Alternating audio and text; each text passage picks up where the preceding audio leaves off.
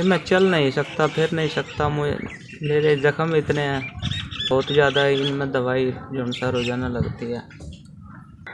जी मैं आप सबका बहुत शुक्रगुजार हूँ, आपने 10,000 रुपया मुझ पर भेजा, आप सबका बहुत शुक्रगुजार हूँ। 5,000 रुपया आपने मुझ पर पहले भेजा था। मेरी ये रीढ़ की हड्डी टूटी हुई है, ज़ख्म हुए हैं और ये पेशाब का बैग मुझे लगता है।